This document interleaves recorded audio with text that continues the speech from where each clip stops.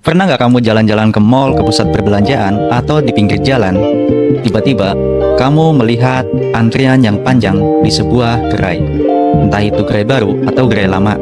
Kadang-kadang itu di toko minuman kekinian, di restoran cepat saji, atau kadang juga di brand fashion. Tidak jarang juga di toko gadget.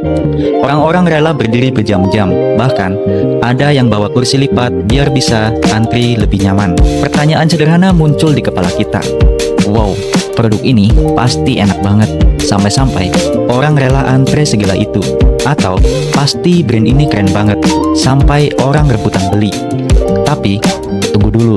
Apa iya semua antrian itu benar-benar murni karena produknya luar biasa atau ada sesuatu? Sekarang kita hidup di dunia yang semakin menjunjung tinggi viralitas.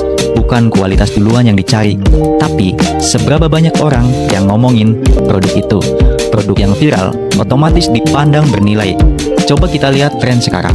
Dulu kalau orang buka toko cukup pasang spanduk brand opening atau diskon.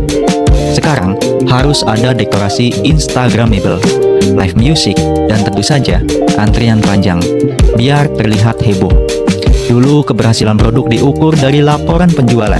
Sekarang salah satu indikator yang dianggap sukses adalah seberapa banyak video TikTok yang membahas produk itu.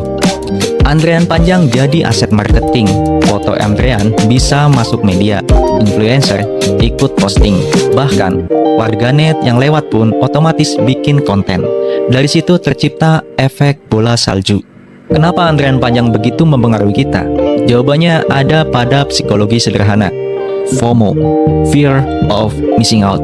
Kalau kita lihat banyak orang menginginkan sesuatu, otak kita secara otomatis berpikir, kalau orang lain rela antre, berarti produk ini memang sepadan. Kalau saya nggak coba, saya bisa ketinggalan. Efeknya luar biasa. Orang-orang yang tadinya tidak tertarik, akhirnya ikut-ikutan. Nah, disinilah mulai menarik. Antrian panjang ternyata bukan cuma tanda produk itu laku. Iya, juga bisa jadi teater bisnis. Antrian dipentaskan seolah-olah produk sudah booming sejak hari pertama. Padahal kita tidak tahu apakah semua yang antre itu benar-benar pelanggan atau ada skenario lain. Mari kita jujur, dalam dunia bisnis modern ada fenomena yang jarang dibicarakan. Di balik antrian panjang, terkadang ada orang-orang yang sebenarnya bukan pembeli, tapi aktor. Mereka berdiri di sana bukan karena ingin produk, tapi karena dibayar untuk satu hal, membentuk ilusi ramai. Inilah yang disebut ghost customer. Mereka adalah pelanggan bayaran. Tugasnya bukan untuk menikmati produk, tapi untuk menciptakan kesan supaya siapapun yang lewat merasa, wah, ini produk laku keras, saya juga harus coba. Lalu kenapa brand melakukannya? Kenapa brand tega melakukan hal seperti ini? Jawabannya sederhana, ekonomi atensi. Di zaman sekarang yang paling langka bukan uang, tapi perhatian. Antrean panjang jadi magnet perhatian. Brand dapat publikasi gratis, liputan media, dan konten viral hanya dengan menciptakan antrean.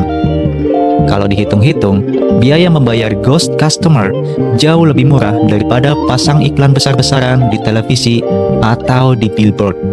Dan efeknya kadang justru lebih dahsyat. Fenomena ini bukan hanya di Indonesia, tapi juga di luar negeri. Di Tiongkok, ada kasus beberapa restoran baru yang ramai karena antrean panjang. Tapi terbongkar bahwa setengah dari orang yang antre itu ternyata orang bayaran. Begitu skemanya ketahuan, reputasi restoran jatuh seketika. Di Amerika pernah ada launching gadget dengan antrean panjang. Padahal belakangan terbukti sebagian antrean itu sengaja diatur untuk menciptakan kesan eksklusif. Di Indonesia sendiri kita juga sering melihat launching gerai kopi, boba, atau fast food baru yang tiba-tiba mengular. Tidak selalu palsu, tapi bukan berarti semuanya asli kan? Meski efektif, strategi ghost customer ini punya resiko. Yang pertama, kepercayaan publik bisa runtuh begitu ketahuan ada settingan. Brand bisa dianggap menipu. Yang kedua, hype tidak sama dengan loyalitas. Antrian panjang pada hari pertama tidak menjamin orang akan balik lagi di hari ke-30. Kalau produknya biasa saja, hype hanya jadi kembang api, terang sebentar, lalu hilang. Yang ketiga, ada biaya tambahan. Kalau ghost customer tidak berhasil memicu pembelian nyata, malah jadi beban keuangan. Inilah paradoks bisnis modern. Semua berlomba mengejar viralitas, sampai kadang lupa pada substansi. Ghost customer hanyalah alat untuk menyalakan api hype. Tapi, kalau tidak ada kayu bakar berupa kualitas produk, api itu akan padam dengan cepat. Jadi lain kali kalau kamu lihat antrian panjang di depan gerai baru, jangan langsung terbawa euforia. Mungkin memang produknya luar biasa, tapi mungkin juga itu bagian dari panggung sandiwara bisnis. Pertanyaannya sekarang, kita membeli karena memang kita butuh dan suka, atau karena terbawa ilusi keramaian? Karena pada akhirnya viralitas bisa dibeli, tapi kepercayaan pelanggan sejati itu tidak bisa dimanipulasi.